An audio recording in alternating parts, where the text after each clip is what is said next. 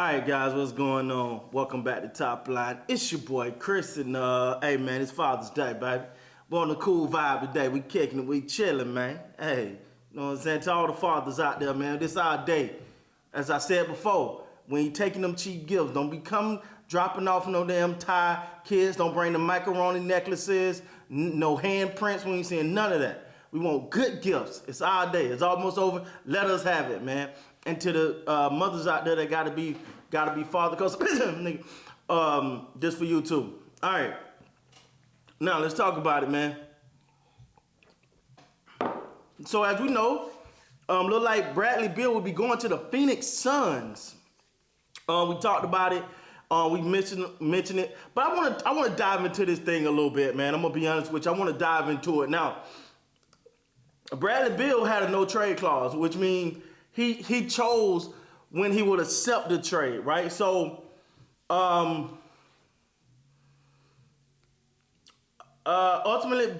okay, here you go. According to Shams of The Athletic, so you know we're getting it from a credible source, I think, Beal rejected a potential trade deal that would have sent him to the Miami Heat, to the Milwaukee Bucks, and to the Sacramento Kings. Ultimately, Beal picked the Suns. The Wizards entered serious negotiation with the Suns and the Heat on Saturday. So he had two teams to choose from. He could have went to the Heat or he could have went to the Suns. They both these teams in negotiation. Bradley Beal said, send me to the Suns. Okay. The Athletic reported that when the Bucks re-entered the picture, Milwaukee officials spoke with Beal on Saturday to pitch him on the Buck lead, so Shams wrote. So he didn't want to go to the Miami Heat. I didn't want to go to the Bucks. Miami who just in the finals. No, I don't want to do that. Didn't want to go to the Bucks, who I think add Bradley Beal there. They probably good luck getting past them. Ultimately, he chose to go to the Phoenix Suns. I would have took the other two. I'm just gonna be honest with you. I would have took the other two. I just think the Miami Heat culture is just one that if you get a chance to get in that, where everybody's unselfish, everybody want to win, everybody playing for everybody, a real team environment, an environment that's ran, a tight ship that's ran from top to bottom, you get in that. Milwaukee, I think, yeah, with Giannis, you go to Phoenix, is the sexier pick. I mean, Kevin Durant, Devin Booker, not Bradley Beal, everybody can score, nobody can play defense. But ultimately, this is the thing too. The Washington Wizards have to, I don't know who negotiated this. Who freaking negotiated this? It was just a horrible deal. Like nobody's gonna say, okay, I said.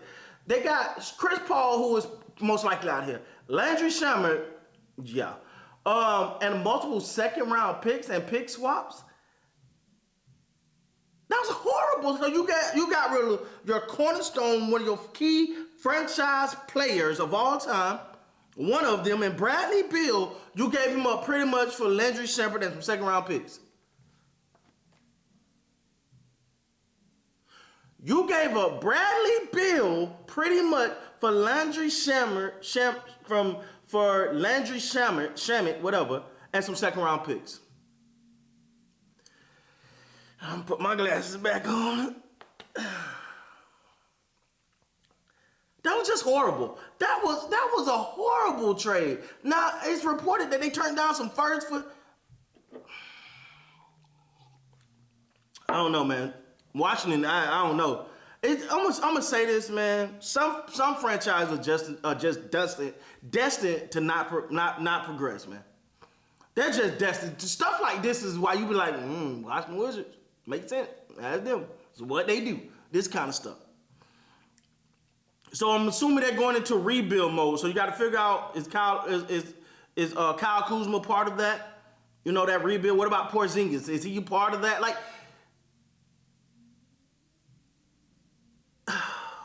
if you're going to get rid of, there's no way you give up a player the caliber of Bradley Beal.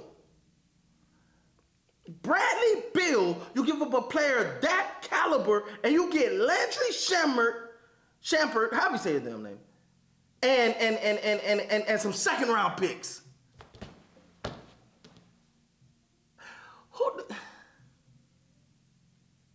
Now we know who was negotiating the Brittany Griner trade with the Rush. Yeah, now we know this. They probably negotiated that same damn trade. Anyway, that was horrible. That was a horrible trade for them. Now for Phoenix, Chris Paul gonna be out of there. You look at the roster, you say, but you got no depth. So everybody's saying, oh, they're gonna trade away DeAndre Ayton for depth, and that's fine.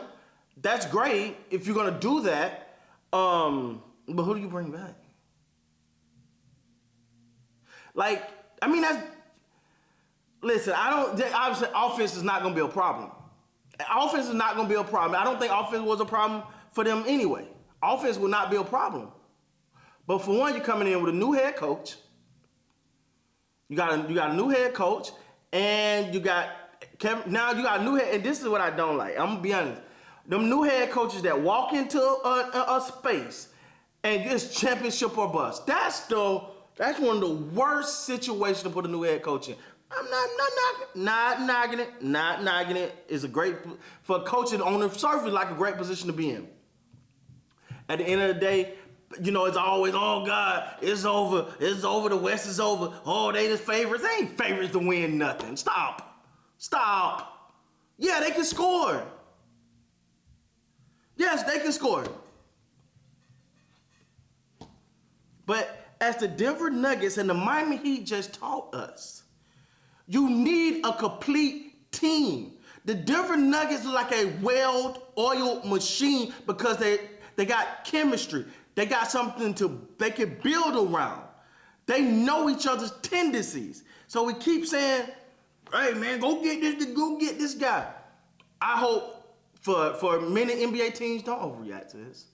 Don't overreact to this. Don't go feel like you got to go try to snag the next big guy. You got to go mortgage your future. Don't overreact to this. This don't move the needle. They can bring in a couple depth pieces, but what? What? We've seen this experiment. Didn't we see this in Brooklyn? Hell, I thought that was, wow. You had James Harden, Kyrie Irving, what's your boy name? Kevin Durant. They did LaMarcus Aldridge and what's the boy name? What's the boy name? Blake Griffin.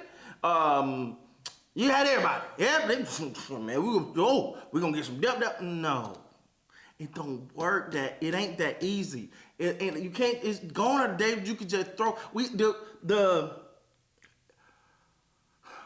The Warriors made it look easy because they was already a team. Kevin Durant was plug and play. Miami Heat, when they put those together, you forgot Dwayne Wade was already there. So they just had to build a chemistry, and that took 2 years. It's not as easy as you think, but it's fine. I just don't want to see NBA teams overreact to this. Quite frankly, the Washington Wizards, whoever negotiated this, yeah, I'm gonna leave that there. But yeah, so Bradley Beal turned down the Miami Heat, the Bucks, and the Miami Heat, and who's the third team? No, I think it was 3 teams in the running. Right? Was I right? Let me see before I get up out of here.